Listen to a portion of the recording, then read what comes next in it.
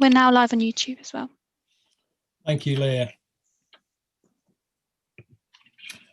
Good evening, everyone, and welcome to the Broadland Cabinet meeting of the 12th of January.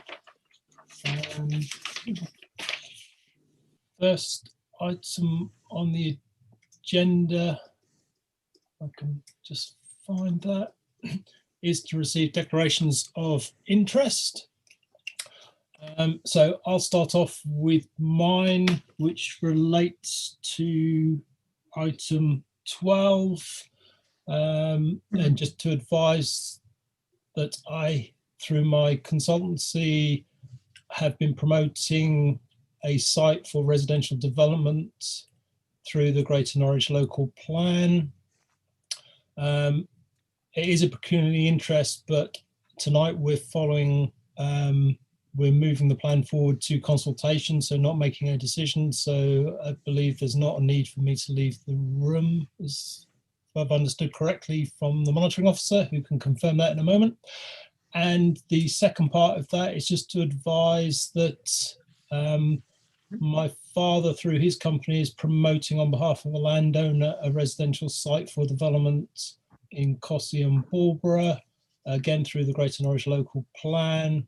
In this case, under the provisions of the Code of Conduct, it's not a pecuniary interest, but I'm just declaring it for openness and transparency.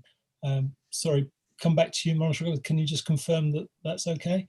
Absolutely, Chairman. Yep, as discussed, that's absolutely fine at this point in the consultation. Thank you. Are there any other declarations of interest? Can't see any hands or anything. No. Okay, so that moves us on to apologies for absence. I don't believe we have any, James. I think everybody's here. Sorry, James, you're on mute, but I'll take the shake of the head as no. No, I don't have any apologies, Chairman. Thank you, James. We then have the minutes of the 8th of December, starting on page 6. I'll take those on block. Is there anything in there for anybody that needs amending, changing or updating, or can I take those as a true record? If members of the Cabinet can perhaps indicate. I can't see any dissent, so perhaps you can just put your hands up if you agree they're okay and can be signed off. Yep, so I'll sign those off. Thank you for that. Matters arising in those minutes. I probably just should update on minute 172, which relates to the business rates pooling that came through Cabinet last meeting. And within that, there was concerns around the risks that were likely to come forward. I can now advise Cabinet that due to those risks and the positions that the pool didn't go forward, and as such, the pooling of business rates isn't going to happen in 21-22 for the districts and county of Norfolk. Hopefully the position will change and we'll be in a better place to reconsider that for 22-23. So just give an update on that. Is there any other matters arising for anybody? No, okay. That moves us on then to item 5, which is the public speaking. And I believe we have Mr. Trevor Bennett, who's joining us. Yeah, I can see him there. So Mr. Bennett, you have 3 minutes. Over to you. Thank you, Sean. First of all, I will say, having helped write the neighbourhood plan, or wrote a lot of it, I do appreciate there's been a lot of hard work in the GNLP, and I can see why you want it to go forward straight away. I feel, though, it shouldn't go beyond that. There's key ways in which I think it hasn't followed a sound approach, which is what we have to think about, particularly in regard to the significant growth from regulation 18 to 19 in houses, not just for Aylsham, where I'm chairman, but for a number of other settlements. The numbers have gone up considerably, but there hasn't been any consultation on that. And that seems to me to contradict some of the regulations and some of the points that you make in the document. Early and meaningful engagement and collaboration with neighbourhoods, all that sort of thing hasn't taken place. It doesn't mean that the town council or the residents are opposed to development. We actually would have accepted one, but having two just repeats a problem that's happened in the last few years with two developments at the same time in Aylsham. There's likely to be a 20% increase in population. And I think that's significant in terms of the whole question of sustainability and other aspects, particularly as well, the way in which we're struggling with the infrastructure anyway, and I don't feel that's been properly examined. I don't think the document would be legally compliant in respect of the duty to cooperate unless we have more discussion of infrastructure and the total numbers of houses being built. As a final point, if I've got time, hearing some of the other meetings, I was a bit concerned to see that the officers didn't seem to regard the impact of COVID as significant. They seem to have looked at economists who thought there'll be a V-shaped recovery to the economy. I think now virtually no reputable economists believe that. I certainly don't. And I think there's going to be a long and significant recession. And that means we've got to look more carefully at how businesses operate and what the impact is going to be. I don't think the GNLP at the moment has taken that on board enough. And again, I'd say that's not following a sound approach. Is it even negligent? I realise there's an opportunity to make comments between the February the 1st and March the 15th to the Planning Inspectorate, but I think there should be another look at the whole document to ensure it is of sound process. And I should think that's about my 3 minutes, Sean. Indeed, Or Mr. Chairman, I should say, as I... Indeed it is, Trevor, just pushing it a little bit beyond that. But thank you for your comments and for raising those this evening. I'm aware that you have had a response directly from the Greater Norwich Local Plan team, but would actually ask the planning portfolio holder to respond to you if there's anything that she feels she wants to add to that response. So Lana?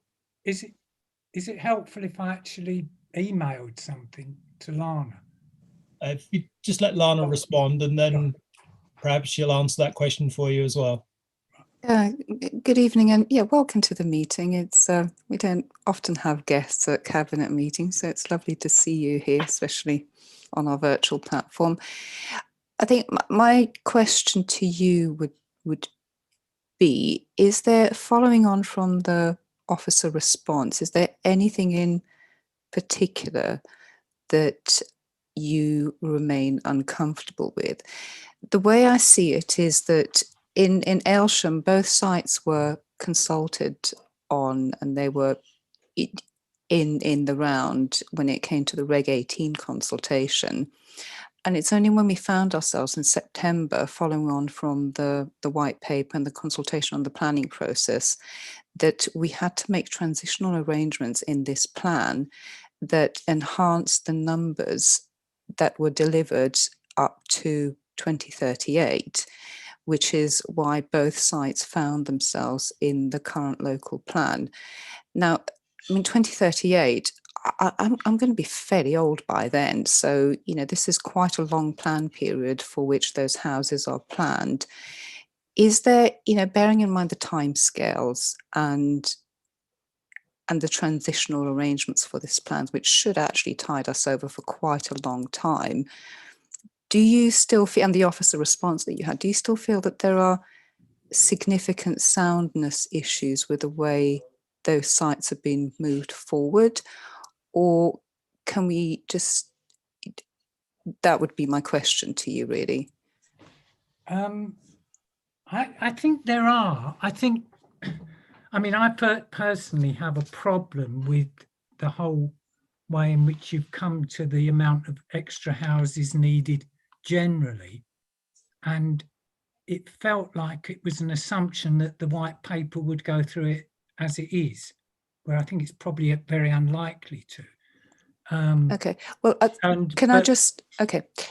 I don't really want to get into a discussion of this. I think that those would be my supplementary questions on this, because the transitional arrangements are, you know, quite well documented and described by the team, how those were achieved, in what places, making sure that any increase in number was kept in sustainable locations where sustainability was documented.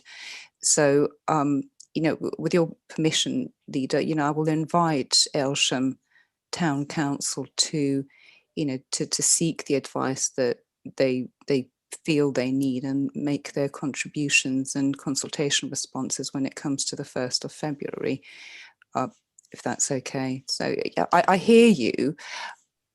However, I think that on closer examination of the Greater Norwich Plan document and the transitional arrangements in particular, I hope that you'll find that a lot of that documents the reasons why the sites were chosen in ACOL.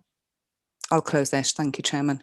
Okay, thank you for that, Lana. And thank you, Mr. Bennett, for your input and your questions. I think picking up on what's being said there is, we would very much encourage you to respond to the consultation under the Regulation 19 with the comments that you've made. And if you have, as it seems, a couple of additional questions there, perhaps submit those directly to the portfolio holder and through her, that she can then source the answers for you, which may help with some of the understanding and some of the positioning of where we are. But as I say, it's really good to see you again this evening. And you take care and make sure you stay safe in the things that you're doing. Thank you, So Sean. thank you for that, Mr. Bennett. Can I just add one thing very quick? I think Go I on, do then understand. I'll let you off then. I do understand how you got there, but I'll make the points, and thank you anyway. Yeah, no, thank you. Thank you so much for coming along tonight. So it's appreciated and it's good to see you. So you take care and stay safe. Yeah, I'll probably Okay, listen that to it. moves us on then to item 6, which is representation from non-cabinet members. We have some members who are not on the cabinet with us tonight. So as usual, if any of you wish to come in at a particular point, please can you indicate to myself either by raising your hand physically or raising it in the participants list, and I'll bring you in at the appropriate time to have some input. Moving on then to overview and scrutiny. Anything you want to bring in at this point, Steve, or again, would you like to come in at specific times? Just cover a couple of quick points, Sean. Thank you. Yeah, on the recommendations, unusually, there are no amendments on recommendations that came forward before you today and was in front of ONS. There is just a couple of points that's not covered in the minutes, actually, because you've got the minutes in front of you. And that one of those actually on the Great Norwich Local Plan and the issue in terms of the additional sites. I know Trevor was there tonight talking about one of them. But I'd first of all just like to say, whilst all the cabinet's here, because we'd also had on the day as well the questions to cabinet. So I really appreciate, and the committee do as well, cabinet members that was in attendance, the responses to the written questions on the budget, and also the cabinet members that responded to supplementary questions on the day.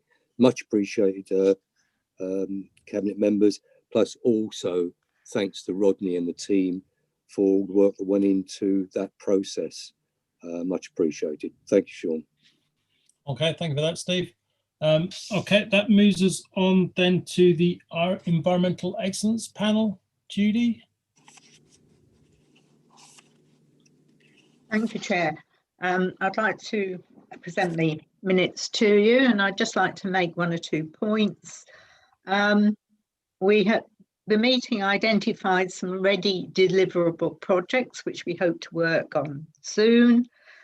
Tree planting and diversity, electric charging points, single-use plastic-free council buildings and events, green energy supply, and making sure the procurement strategy supports green suppliers in frameworks. The tree planting will take a little while to get underway. There's considerable planning that needs to go into that to make sure we plant trees in the right place and of the right variety, and also taking into account of the maintenance and monitoring of tree loss. But we're definitely going to do it.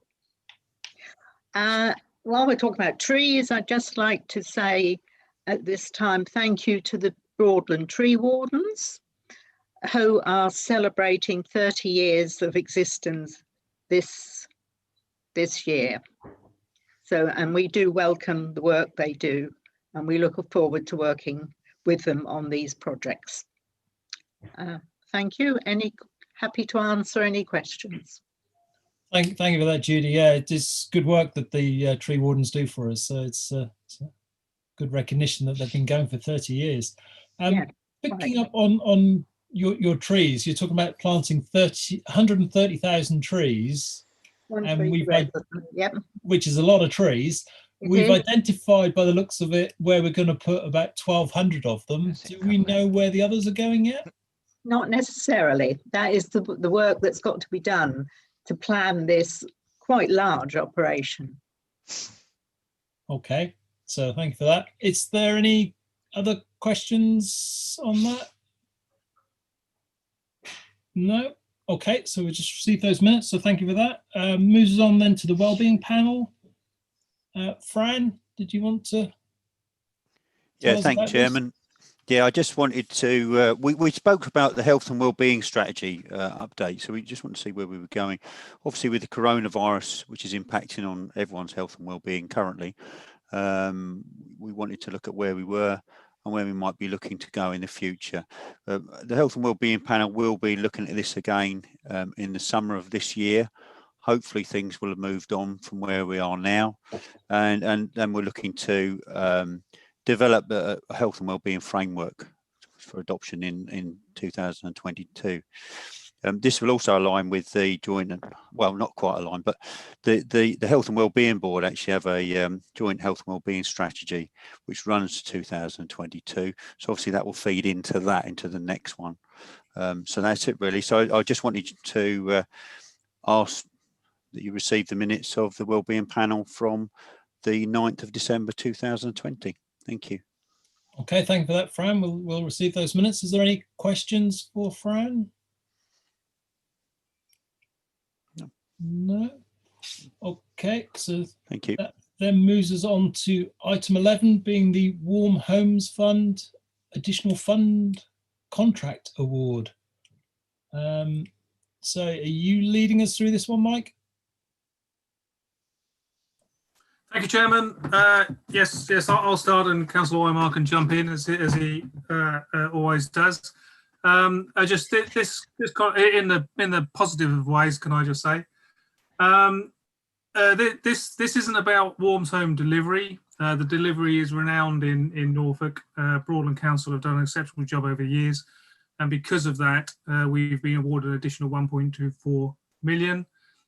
This report is very specifically about how we get to that delivery. Because we've got such a short timescale to do it, we were awarded it in December. We've got to get it out the door by the 31st of March, or at least awarded by the 31st of March. So we need a quick turnaround. So what we're proposing is to go to two frameworks. One framework to look at the kind of the external wall insulation area, and the other framework to air source heat pumps.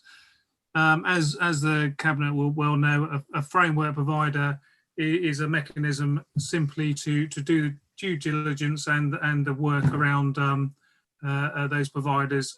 So it saves the council officers having time to do that, which means that we get a qualitative provider that then we can award money to. We've nominally allocated around 800,000 as per our bid for the external wall installation, around 200 for the air source heat pumps. The two providers we've got are a Cornerstone and Dodds, which came out of the framework. What a framework means is now we don't have to procure each of those up to 10,000 awards for each individual one. We can just award that money. What a framework doesn't mean is that we're not offering a contract to Dodds or Cornerstone for the full amount. That's a completely different thing. So we've got the ability with this framework to award on a bespoke basis. We just don't have to do the procurement element of that for each award. That'll mean that we can get the money out quicker. We can ensure that that 1.24 million is spent in the winter time, which is where it needs to be, and we can support our most vulnerable residents. I've just got one apology to make. My total inability to add up and round up. So the 800,000 was, and the 200,000 were rounded down. The 1.24 million, there is a gap, but there's a small amount for revenue funding, but the rest of it is just being held back to then ensure that that we can either put it into one or other, whichever is doing the best. So overall, that 1.24 million will be covered eventually in that framework agreement. But that's the basis, Chairman, and I'm more than happy to answer any questions. Okay, thank you for taking us through that, Mike. Fran, is there anything you wish to add? Yeah, thank you, Chairman. I just wanted to say that obviously this is to ensure, exactly as Mike said, that we continue the good work that we have been doing with the Warm Homes Fund. And once again, this additional money which we've got from central government can actually get out the door and make a difference now when it's needed. Obviously, well, people in fuel poverty need additional support, as we know, and this is what this is for. This framework allows that to be done efficiently.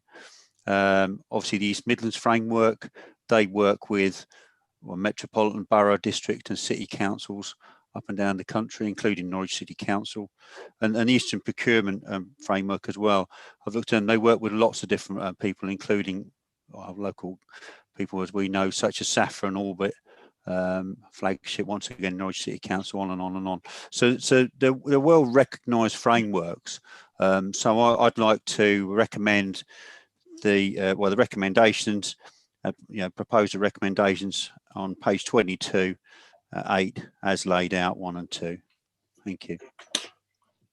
Thank you for that, Fran. Do we have a seconder for those? Judy, yes, I can see you're seconding that. I guess just for clarity, just picking up on some of the points that were made there around the framework and the use of procurement. It's not that we're avoiding procurement. My understanding of the use of the framework is an alternative in procurement, is an accepted way of doing it, and also brings us the right outcomes with a degree of speed, which is where you were coming from, Mike, in your intent, if I've understood things correctly. Yes, that's right, Chairman. I mean, a framework is a nationally recognised method. It's simply a different way to procure, rather than our officers do that internally ourselves. Yeah. Okay, thank you for that. Are there any questions for Mike or Fran? Judy? Thank you, Chair. Can I just ask Mike, please, do both Dodds and Cornerstone, do they have a particular green credentials, or are they have a recognised qualification? One of the they have a qualification called a PASS qualification, and if I can remember what it stood for, I'll tell you, but I'm sure I can. But that invokes a ability to deliver and ability to go for green. Obviously, both of these agendas are very much a green agenda. So part of that procurement that is done is to ensure that they absolutely support that green environmental agenda. So yes, they both have a good reputation in this field, and actually, set aside from this, in this framework, we've used both these companies before. They are one's national, but has one of their main bases in Norwich, and the other one's actually based in South Norfolk, so they are very local. Okay, thank you for that, Mike. Are there any other questions on those? Just one from me then, just to throw in. As far as the delivery of the, obviously we've got, it's good news that we got the extra funding come through. Timescale seems quite tight to be able to get that to the right place. How are we going about advertising as such that this is available for residents, and how do they access the funding? So they'll advertise the funding, Chairman, on our website, and we're being very proactive in that. I mean, we've already, because we were already had a good supply of clients anyway, I've got no concern that we will find enough residents to be able to do that. And the early indication is that the government are being reasonably flexible on delivery, and if we can't for some reason, because obviously we've all gone into lockdown, they're making signals that actually, you know, if we didn't have all the money spent in April, it wouldn't be the worst thing in the world.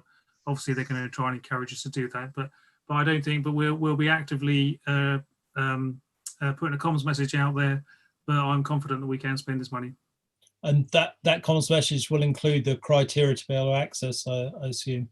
Yes, that's right, Chairman. Yeah, so exactly the criteria. It's all on our website anyway.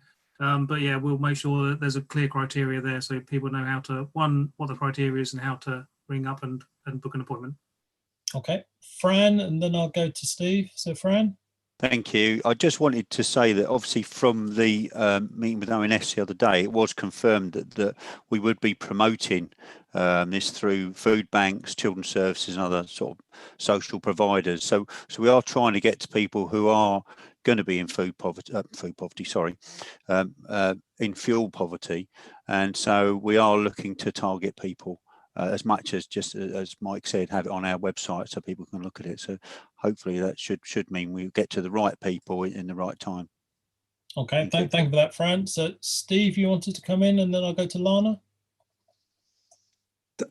Thank you. Thank you, Chair. Yeah, it's just on the point of scrutiny around procurement process, and heard the question earlier on about 2 companies involved. As Mike knows, at ONS, we did raise clarification around this. I think it was clearly a job for ONS to ensure that the council are covered in terms of the procurement process being appropriate. And, you know, when you're doing this in framework agreements, there'll be a number of companies. So how have we arrived at these 2 particular companies in terms of that procurement process and its robustness as well? Mike has provided further background to that and some more detail about how that was arrived at, which has been received. So thank you for that, Mike. So I'm pretty confident as well that procurement processes and how we arrived at those particular companies was pretty robust actually, and we are well covered in terms of any risk around that. So just adding that, and also Mike, Fran just covered the point. Yeah, ONS, the issue was the same issue was raised also, Sean, in terms of you know, advertising it through food banks, etc. And Fran's just covered that actually. Thank you, Fran, on behalf of ONS. Yeah, so just that bit of information there. We're pretty watertight in terms of the framework agreement and procurement. Thank you. Okay, thank you for that, Steve. Lana.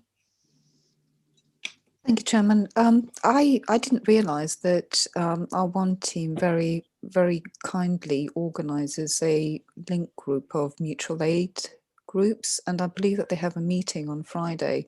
So I'd be really grateful if this winter warm could be flagged up there, because these people are in touch with our newly vulnerable residents who have found themselves at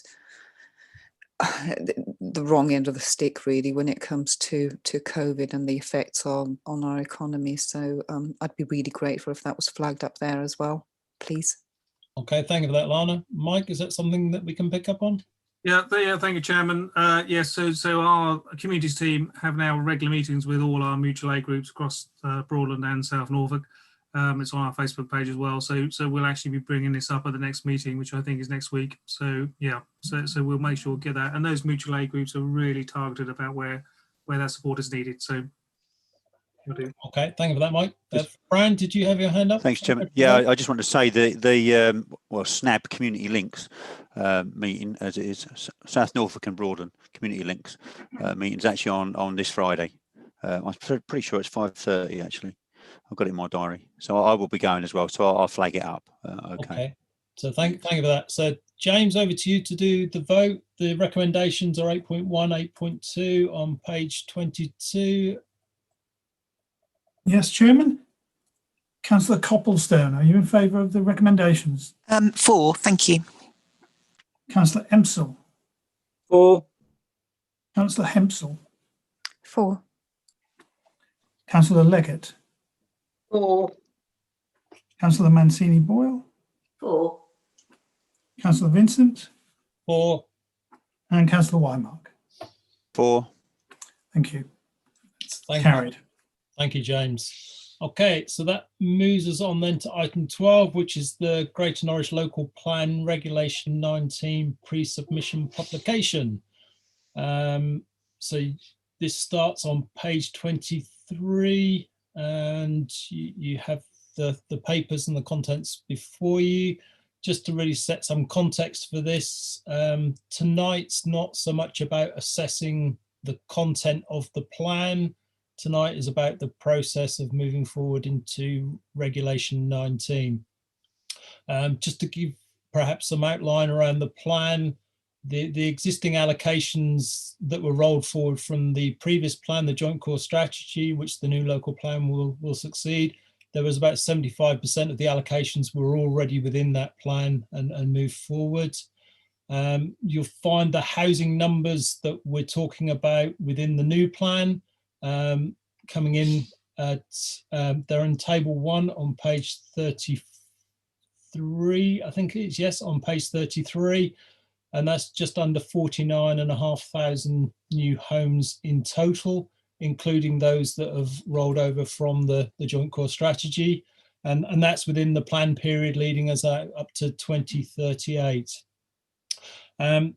We also have within our documents the detailed changes that have outlined in table 2.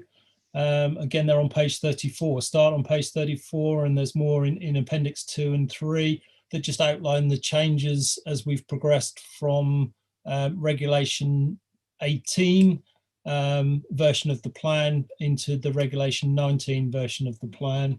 And I know place shaping on Monday evening had kicked this one around quite considerably around the different aspects that were involved and the things that were as part of it.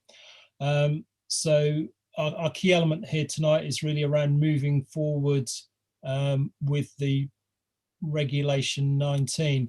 So we also have Mike Burrell with us tonight, who can pick up any detailed questions or things that we need him to pick up from the Greater Norwich Local Plan team. Lana, is there anything you want to add at this point?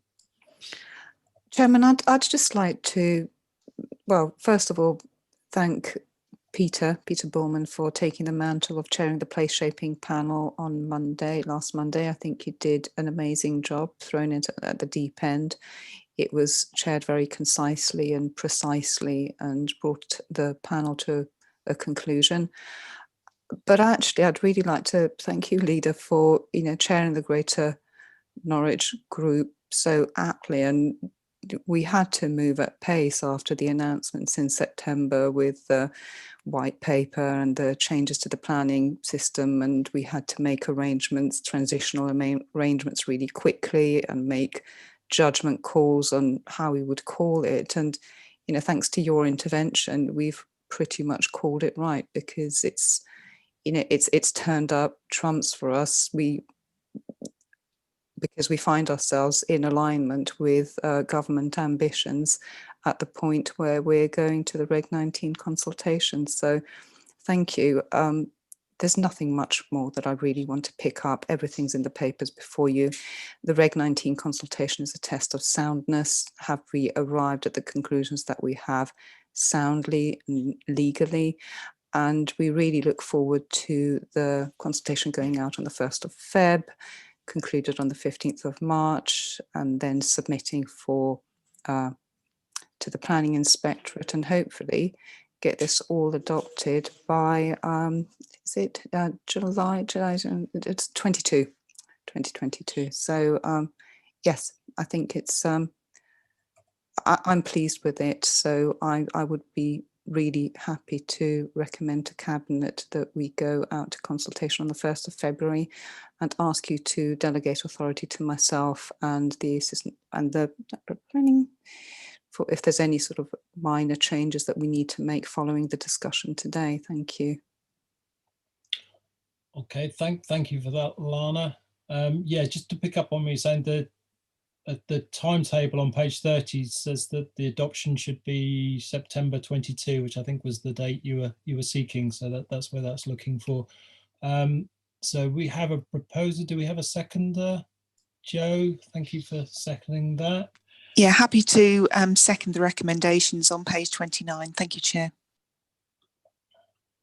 Thank you, Joe. Are there any other questions or any other points to make? I've got one I'd quite like to ask Mike, just really picking up on the consultation process and responses. Again, a lot of this, because of the nature of COVID, is having to be driven online. How are we picking up those people who actually can't respond online? Is there a process for them to use? Perhaps you could share with us, Mike? Yes, thanks, Chair. Well, we will make our phone number available, so anyone who can't respond online, we'll provide them with, let's say they're interested in a specific site, we'll provide them with hard copies on that site, enable them to respond to us without going online. So we have catered for that. They'll be able to write in as well, will they? Yes, they'll be able to write in, yeah. Brilliant. Okay, thank you for that. Are there any other questions for Mike this evening? No? Okay. So the recommendations are on page 29, 8.1 and 8.2, or 8.11 and 8.12. Been proposed and seconded, so we go to the vote. James? Yes, Chairman. Councillor Copplestone. 4, thank you. 4, please. Councillor Emsall. 4. Councillor Hempsall. 4. Councillor Leggett. 4. Councillor Mancini Boyle. 4. Councillor Vincent. 4. And Councillor Wymark. 4. Thank you. That's carried. Thank you for that, James. That moves us on then to item 13, the update to the local development scheme, which again, I'll pass over to you, Lana, if you want to introduce this one. Thank you. Sorry, my iPad was just rattling on at me. Again, this is just an amendment to reflect the change to the timetable in the Greater Norwich Local Plan, which means consultation, end of consultation, submission to the inspector, and then adopting the plan in September. 6 and 9 look very similar to me when I can't see in September 2022. Again, this is just a technical update, so I'll ask Cabinet to recommend to Council to adopt these changes to the local development scheme, please. Okay, thank you for that. Do I have a seconder? Joe, thank you for that. Thank you. Any questions on the local development scheme? No? Okay, as the portfolio has outlined to us, this is a very much a technical element of updating the scheme relating to the timetable that we talked about with the development of the local plan. So this naturally follows on from the previous item. So over to you, James. Yes, Chairman. Councillor Copplestone, are you 4? 4, please. Councillor Emsall. 4. Councillor Hempsall. 4. Councillor Leggett. 4. Councillor Mancini Boyle. 4. Councillor Vincent. 4. And Councillor Wymark. 4. That's carried. Okay, thank you for that, James. I've realised in moving through the agenda, I've actually missed out item 10. So I need to go back to item 10, which is the place shaping panel. Oh, and I've just had a note pointing that out to me in the chat as well. So thank you for that. Yeah, it wasn't in the flow of the papers because it came at the end. So apologies. So we need to just go back to item 10 and do the place shaping panel. So Lana, are you picking this one up, or can we invite Peter to do it? Oh, I think you should definitely invite Peter as the new chairman of the panel, please. Thank you, Chairman. Okay, Peter, would you like to put your minutes forward, please? Was I being excused then? I was just about to depart. After being accused of kicking the panel and being precise and concise, I'm not quite sure I'll respond to that.